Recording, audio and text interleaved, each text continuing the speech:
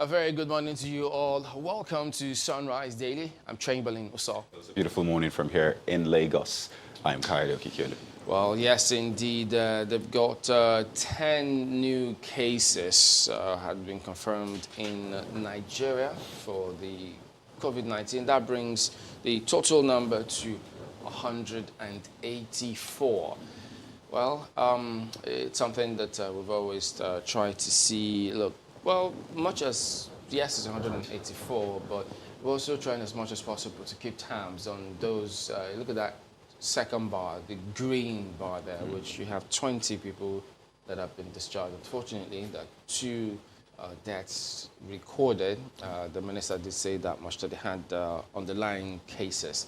But importantly, don't forget that for them to have been discharged, it means you have to have tested. They always like to see that you have tested negative to it twice before, because sometimes you could test positive and then negative, but just once they want you to just hold on a little while longer until you record two positive tests so that it doesn't amount to getting you back into community and then you begin community transmission. That's not what they want. So yes, a breakdown shows different states and what they've got. Yeah, so let's just quickly look at what the states have and try to see, what changes are there on that list. You see, Lagos is still the epicenter here in Nigeria, and we have at least less than 100, just too shy of 100 in Lagos. You see 98 in Lagos, 38 in FCT, Osun, 14. And just to note that yesterday we didn't have as much cases as we had the previous day. Remember, the previous day we had 35 cases. Yesterday we had 10 cases. Well, is this being measured? Is the announcement being measured in such a way that, people don't get panicky? Well, we seem to see the NCDC doing it at specific times, so that's still unclear. And just to mention the part where you talked about getting tested twice, remember the provost of the CMD rather, of the UCH, actually, the same case. He tested positive earlier on, and then he was tested just recently, and he said he tested negative, but he still needs to be tested a second time to be sure that he's negative, and then he will be free of COVID-19. So that's just another good news, just to point out that in all of this, bleak, times, there's some hope out there, and that's what I think we should hold on to. Well, key to all of these cases, the confirmed cases, is the testing. We know that we have a lot of grounds to cover, and the authorities have said that much, that they're trying to do what they can. Countries are targeting 400,000 tests a day. Yeah, but we're at 1,500 now. It's not that easy to handle this kind of cases, given our population. So you can only extrapolate, perhaps look at the rate of infection and then how much you are testing. So they're talking about, well, testing as much as we can. But, he also did say, initially he had people who didn't have any symptoms. They just went for the test. But he says, well, now we're trying to change it such that it is those who are showing this kind of symptoms who will make themselves available for tests. Well, not ideal, because you could be asymptomatic and, you could be moving around not knowing that you have it, but not to create any sort of panic. But he says, look, we need to look out for all of those things to ensure that we do what we can while we can. But it's always a tough one, because I was just thinking about scenarios. Look, yes, flu season, chilled weather there, they say it thrives in that area, but we will be getting into our own rainy season anytime soon. NIMET and all of those agencies have predicted that we will have a lot more rainfall this year than we've had previously. So what are the authorities' thoughts? What are they thinking? If that happens here, and is the weather going to be any colder than it's been previously? And if it happens, what do we do? Because if you look at the state of the case of the United States, it started during the flu season, and so they're saying maybe that's why the cases really spiked. We have not started our flu season. We're entering our flu season in quote. We don't call it flu as much as that. So it's a source of concern. But you look at that graph. Are we flattening the curve? The idea is to ensure that our health system is not overwhelmed. That's why they keep saying, let's have a flat curve rather than having that steep curve where everywhere is just overwhelmed like we've seen in some other countries. So, well, at this point, we're having to deal with it as the day goes by. We're not being overwhelmed yet, and we hope to really hold it that way. And that's one of the measures I think some state governments are taking. Today, Ogun, remember, they were part of the announcement initially from the government, still part of it, but they said they requested extra time from the government. So they share boundary with Lagos, and then, of course, Lagos is marked for a 14-day lockdown. But Ogun, beginning Friday, April 3rd, the state currently has 4 confirmed cases of COVID-19, but it understands that there are other potential threats coming from neighboring states. So while residents prepare to stay at home, like Lagos, the FCT, they're looking forward to the government's relief package. Yeah, they keep talking about that too. Very important component as well, because we have people already tweeting. So what happens to tenants who their rent have expired? Did anybody tell the landlords, look, we're all in this together. Don't try to stress anybody, because nobody getting any, economy's taking a hit. So what happens in that case? I think they can take a cue from some other countries. Since we're learning, and I think it's important to be humble at this time to learn from other countries. You see tenants and landlords in other countries coming together and say, you know what, this is where we are right now. There's no point. I mean, the landlord will say, there's no point trying to hassle you for rent. I know you're not exactly making money. So you know what, for this period, stay in my house rent-free. I would like to see that kind of message going to tenants across Nigeria this morning. I know that, yes, people build houses to make, profit and make money, but this is really a time for us to step back and try to be humane. There's not too much to ask for, really. And, some other states, too, who will be feeling this lockdown, Akwa Ibom State as well. The governor there has announced total cessation of movements and ban on all events of all nature for the next 14 days. And remember, this is coming barely 24 hours after the NCDC confirmed 5 cases of COVID-19 in this state. So the governor did go around inspecting facilities there to ensure that they're all prepared. But the back and forth that went on between the press statement from the Commissioner for Health, many thought, was it really necessary at the point? But the important thing is that, look, this test will keep happening as much as they can. And then when they get those results, they'll publish them and keep confirming those cases. And we need to actually appreciate the work. We can't say that too much. I appreciate the work of the frontliners, the doctors, the nurses, the laboratory scientists, the community health workers, the pharmacists. All of those people in that medical team, we need to keep appreciating their work, because, at this time people are at home, staying at home, watching television, lounging. I mean, you have to do exercise too, which is important. There's a time to do exercise. Don't just lounge and add weight at this time. Ensure your mental and physical ability is improved. But we need to appreciate them, because they can't do all that. Some of them get home and they can't hug their family members because they've been at the front line, they've been in the war zone. So they can't just, take chances and hug family members. I heard about this individual that once he gets home, he stays in the garage and they give him, a bucket of hot water. He has to take his bath right there. So, I mean, they're making a lot of sacrifice right now. So we appreciate them, and we say thank you for the work they're doing. So while you do what you can at home, don't forget, move around, avoid blood clots. Hospitals are also recording that kind of case, and it could actually lead to death. So do what you can while you can at home. But we do have a role to play. Staying at home, it's very important, because if we don't comply with some of those things, look, we'll be endangering ourselves. You may say, look, I don't feel anything. I have to do something. It's not a time to be stubborn, really, because if the government has said stay at home, you have to stay at home, because if you do get it, you can imagine the ripple effect that it will have. It's not exactly good. So that's why, yes, we've talked about the role of security agents. The Minister of Police Affairs also did go around yesterday trying to monitor what's happening, to see who's complying. I think it appears as though the security agencies seem to be, maybe they're getting more talking to, because they need to tone it down a little bit. Remember, they always say, look, the shutdown at this period, completely different from the shutdown during election. There are those on essential services, but you don't have to take advantage of that if you are not on any essential service, because don't think, it's not a time of trying to be smart. You will be endangering lives if you do otherwise. So we can take a look at what the minister is saying, and then we'll be back in a moment. Empty streets everywhere as the nation's capital, Abuja, is turned into a shadow of itself due to the presidential order restricting movement of people. As residents comply with the order, the Minister of Police Affairs takes a tour of the city to see the level of compliance.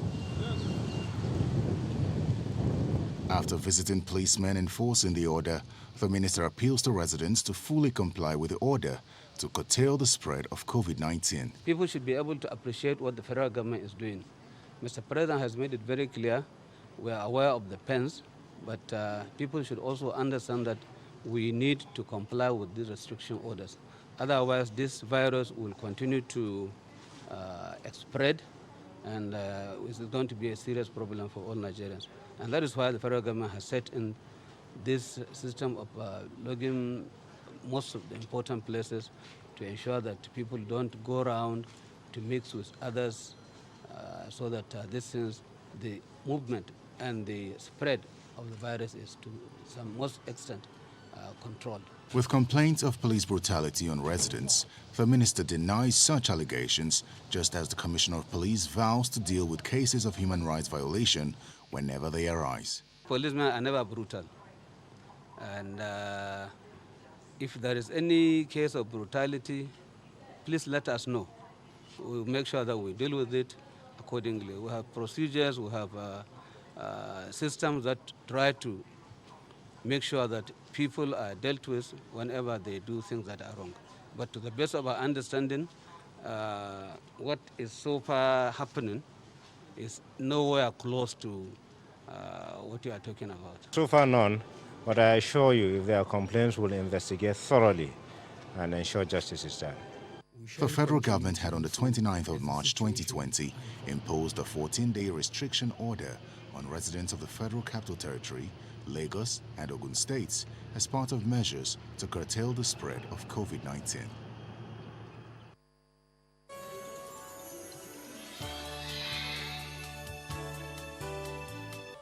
Welcome back. Let's take you through some of the dailies, and while we will start with some on a good note this time. Look at Nigerian Tribune, the lead story: COVID-19. Lagos discharges 11 more patients. UCHCMD now negative. So it's important in the scheme of things to put out this kind of stories as well. Look at the riders. College of Medicine Provost Deputy awaiting last tests. New cases: Osun 6, Lagos 7, FCT 3. Atiku's son shares experience in isolation. So, there you go. That's what you see there. Well, that's it. States should provide 300-bed capacity centers. Presidential task force. As coronavirus cases expected to rise dramatically. Outrage over finance ministry's arms begging for aid. Did anybody see that tweet, by the way? I thought, okay. Well, that got a lot of people talking. But apparently the tweet is not available anymore. Yeah, but too bad, we already had it. So it's too late. So that means what? Somebody deleted it knowing that, oh, wait a minute, I missed the point here. I mean, it was clear. Yes, you saw other countries, actually. Some other, an embassy to Ukraine actually tweeted at that same handle. I think another lawmaker tweeted, but not on the scale of a ministry of Finance tweeting.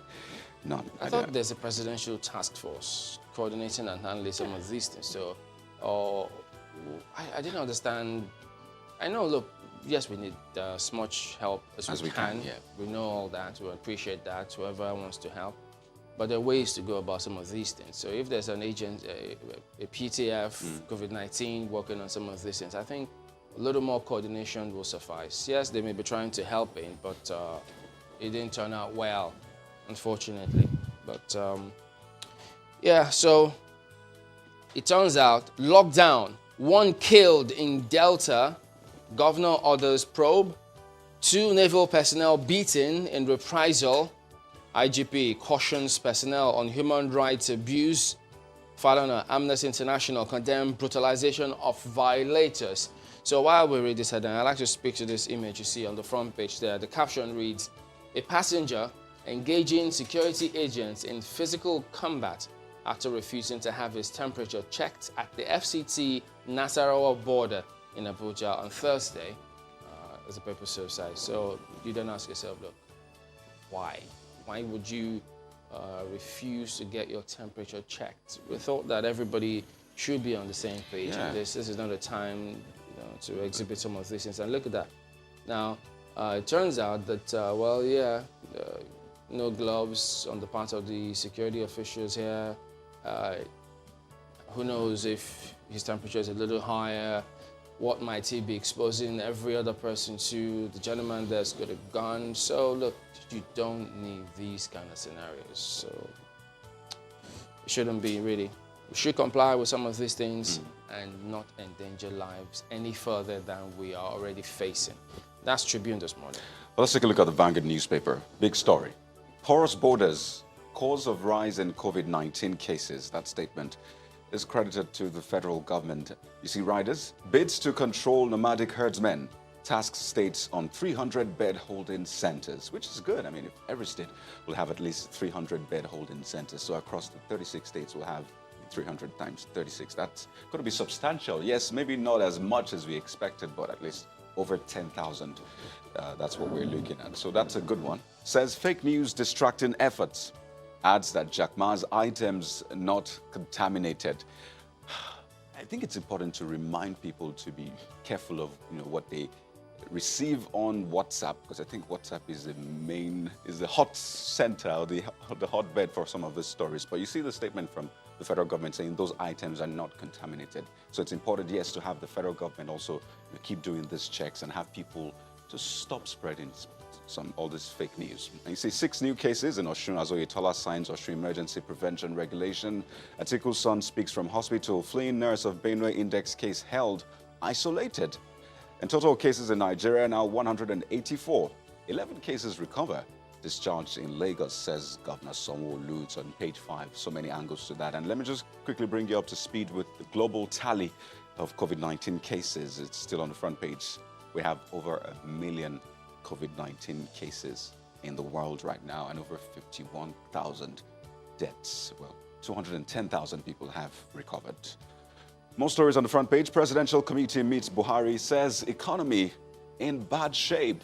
I mean, the projections for this year are not looking good. You hear recession, you hear, different terms. So we see what the federal government will do in the face of these projections. And tension as soldier kills 28-year-old man in Delta. But take a look at this one, coming from governors to federal government saying suspend all state deductions and restructure debt service payments. Recall that part we're asking landlords to suspend rent payment right now. It seems the governors are asking federal government, the landlord, to suspend the deductions right now. Let's quickly take a look at sports page. Brazil's Botafogo set to offer Mikel a deal. Yes, coronavirus is not stopping football. You saw Schalke players training yesterday. So it seems the players are saying, well, we're stepping on by faith. Well, Club Brugge already be crowned champions. 15 points clear. They had, I think, 1 more game to go. So that actually happens to Liverpool too, We'll leave it there for the Vanguard newspaper. Take a look at Daily Independent next. COVID-19 has crumbled Nigeria's economy. FG. Buhari directs payment of salaries, orders use of local inputs for infrastructure. Okay, you wonder what that means, but who knows? Will there be that conversation about states have got different resources? So there's a lot of pressure right now. So wouldn't it help we actually come around the table and have that conversation about, look, how do we ensure the states don't keep going cap in hand to the center for resources? Because how do they leverage on what they do have and ensure that they generate a lot more income other than the IGR, and see how that could benefit the economy? Because look, it's only a matter of time. And then the other right here says aviation sector to lose $76 billion, 91,380 jobs. That's according to IATA. So they're talking about bailing out different industries, airline industries, different countries. Who knows what will play out here? At the bottom strip, COVID-19, 11 more patients recover in Lagos. They're discharged. Number of confirmed cases will rise, FG, but one wonders to what degree now. We will continue to expand isolation centers. Akwa Ibom contests NCDC report, calls for second test. Has that been overtaking more time now? Who knows? So, FIRS collects 1.123 trillion naira revenue in first quarter. they're still talking about this.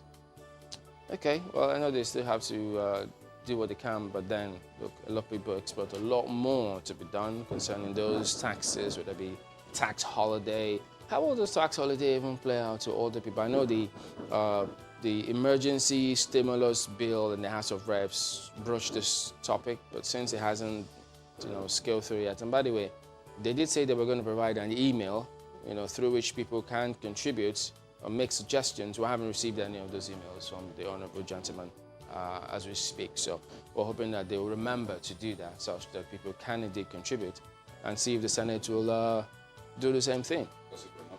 Public hearing, physical, we should have some sort of arrangement to still get the input of people, individuals. Yeah, because after all they want is let it make some impact. Exactly. Well, let's quickly look at the Guardian newspaper. The big story, 3 words: lockdown incites anger. Yeah. Crisis in Delta as soldier kills resident for not stopping at roadblock.